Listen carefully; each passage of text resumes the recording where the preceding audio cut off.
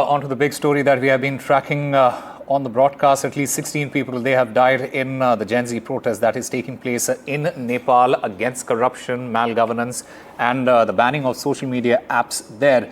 Hundreds of people are injured and hospitals are now facing resource crunch. In fact, I am currently joined by a senior journalist from Kathmandu, Rajneesh Bhandari. Mr. Bhandari, what is the situation on the streets right now? Right now, I'm just near the Baneshwar area, and you could see that the protest is still ongoing. The protesters are throwing stones, and the police is actually throwing tear gas. You can just see it behind me. So the protest is ongoing, and it sounds like I could see a lot of tear gas being thrown right here, and you could see at the back of me that the protesters and the police are throwing stones. Right. Rajneesh Bhandari, how widespread is this unrest? Is it just there in the major cities such as Kathmandu, or are we seeing similar scenes in other cities as well, whether it is Pokhara, Biratnagar, any other city that the protests are currently taking place?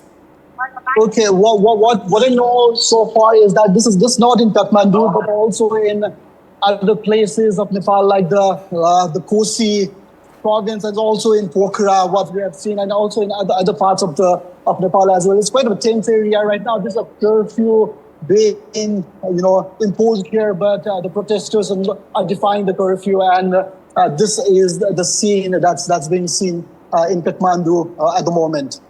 Rajneesh, is there any leadership behind this particular protest, or is it all very spontaneous and student-led?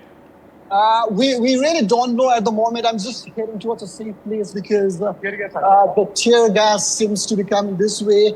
So what we know at the moment is we really don't know.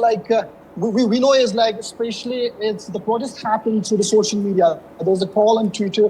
There was a call on TikTok actually.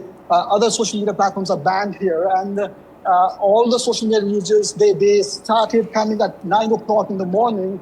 And we really don't know, how many people were behind this, in organizing this. But it looks like so far, it looks like a, social media protest that started today morning. And what you know is around more than a dozen people have died in this protest since morning, and there are more people who are injured as well. So they are in the hospital at the moment, and the condition seems to be serious.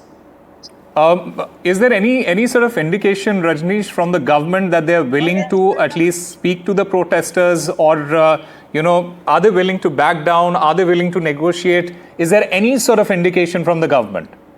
What we know so far is that a cabinet meeting of ministers is happening at around 6 p.m. Nepal time. So what you know is the government is discussing on this and trying to respond to this issue. And there have been calls from the opponents and also other leaders that this has to be taken seriously, because this has been a massive incident, and that led to the loss of 14 protesters, and most of them were young Gen Z protesters.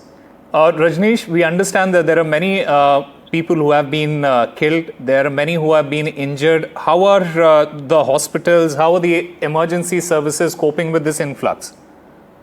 One of the hospitals that are very close to protesters, the place where the protest happened is the civic hospital, and the hospitals and the authorities were saying that it was very difficult for them to respond. There was a huge number of people, and the curfew was enforced. There was a lot of protesters, and also the nearby hospitals. What we know is that the numbers have increased, and they are responding, and the number of serious cases, this is a developing story, developing things happening.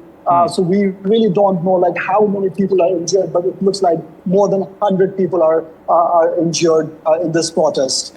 As far as the opposition there in Nepal is concerned, what are the opposition parties saying? Are they openly siding with the protesters? What is it?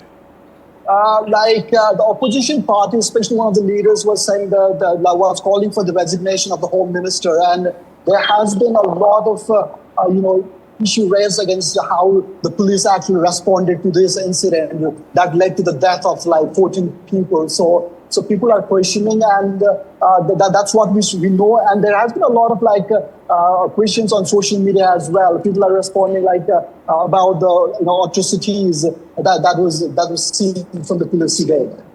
Rajneesh, you are there on the ground. As far as this entire crisis, the protest is concerned, what is your assessment? Can this further escalate? What do you think? What is your assessment? Yeah, this is a great question. We really don't know what will happen next.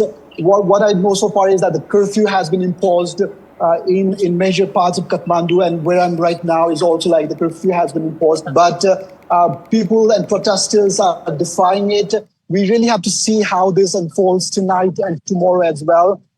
Also, how the leaders, how the government will respond to it, and also how the JNG who took on the street today, which was a massive protest we have seen from the younger generation, and we are yet to know how this unfolds tomorrow.